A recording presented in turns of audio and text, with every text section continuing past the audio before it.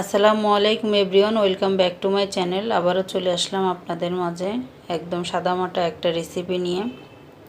এর জন্য নিয়ে নিয়েছি ডিম। আমি এখানে আমার 4টা ডিম লাগবে, আর ডিমগুলো আমি একটু ফাটিয়ে নিব। 4টা ডিম নিয়ে নিচ্ছি। আর এই পর্যায়ে যদি আপনারা কেউ লাইক না দিয়ে থাকেন, প্লিজ একটা লাইক দিয়ে দিন। লাইক দিয়ে ভিডিওটা কন্টিনিউ করে নিন। আর যদি বেশি ভালো লাগে আমার ভিডিওটা, আমার চ্যানেলটা সাবস্ক্রাইব করে আমার পাশে থেকে যেতে পারেন। আর ফেসবুক থেকে দেখলে আমার পেজটা ফলো দিয়ে রাখতে পারেন। আর এখানে আমি নিয়ে নিয়েছি 4টা কাঁচামরিচ কুচি করে নিয়েছি। আর আপনারা যদি ঝাল কম খান তাহলে কম দিবেন। আর পেঁয়াজ কুচি নিয়েছি, একটু লবণ নিলাম, সামান্য একটু হলুদ দিলাম। হলুদটা দিলে কিন্তু খেতে খুবই ভালো লাগে, এর জন্য দিয়ে দিচ্ছি। আর এইভাবে এমনি আপনারা হলুদ দিয়ে ভাজি করে খেয়ে দেখেন, ডিম ভাজি কিন্তু দারুণ লাগে খেতে।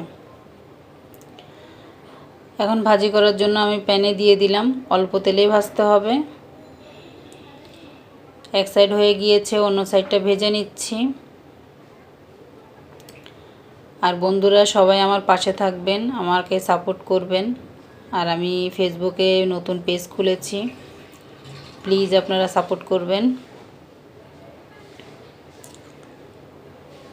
ভাজি করা হয়ে গিয়েছে, এখন উঠিয়ে নিলাম। ওই প্যানের ভিতরে একটু তেল দিয়ে এখন দিয়ে দিলাম পেঁয়াজ কুচি। পেঁয়াজ কুচিটা দিয়ে আমি ভেজে নিব। ভাজা হয়ে গিয়েছে অনেকটাই। দিয়ে দিলাম তেজপাতা। তেজপাতাটা দিলে খেতে ভালো লাগে। আদা রসুন জিরার পেস্ট দিয়ে দিলাম। আমি 1 টেবিল চামচের থেকেও বেশি দিয়েছি, দিয়ে আমি ভেজে নিলাম। আর একটু অল্প করে পানি দিয়ে দিলাম। পানিটা দিয়ে এখন দিয়ে দিব কাঁচামরিচ। কাঁচামরিচটা কিন্তু বেটে দিলে বেশি ভালো লাগে, কিন্তু আমার হাতে টাইম ছিল না দেখে আমি এভাবেই ফালি করে দিয়েছি। আর হলুদের গুঁড়া, ধনিয়ার গুঁড়া দিয়ে দিলাম, স্বাদ মতো লবণ দিয়ে দিলাম।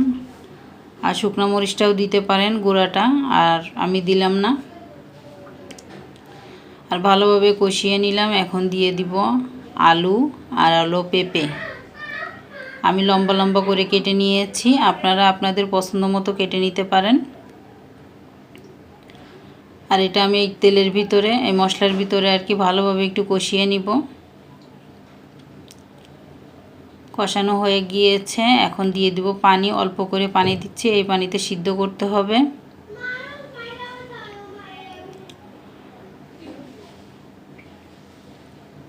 এখন ঢাকনা দিয়ে ঢেকে দিব, ঢেকে আমি সিদ্ধ করে নিব।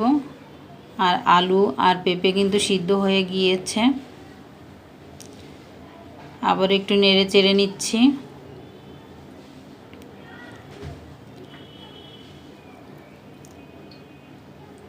আর এইভাবে রান্না করলে কিন্তু খেতে খুব ভালো লাগে। একদিন আপনারা রান্না করে খেয়ে দেখবেন যারা এখনও খাননি। আর এখন দিয়ে দিলাম পানি। রান্নার পানিটা দিয়ে এখন যে ডিম ভেজে রেখেছিলাম সেটা দিয়ে দিব। আপনারা আস্ত ডিমও দিতে পারেন, কিন্তু এইভাবে দিলে একটা স্বাদ অন্যরকম আসে। আর আস্ত ডিম রান্না করলে অন্যরকম স্বাদ আসে। এখন ঢাকনা দিয়ে ঢেকে দিব।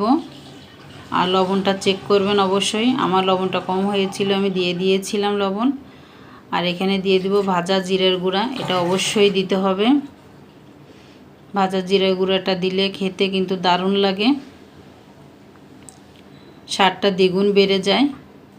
আর রান্নাটা হয়ে গিয়েছে, এখন পরিবেশন করব। আর খেতে মাশাআল্লাহ ভালো হয়েছিল, আপনারা রান্না করে দেখেন। আর আপনারা সবাই ভালো থাকবেন, সুস্থ থাকবেন, আমাদের জন্য দোয়া করবেন। আশেপাশে সবাইকে ভালো রাখবেন। আজকের মতো এখানেই বিদায় নিচ্ছি। আল্লাহ হাফেজ।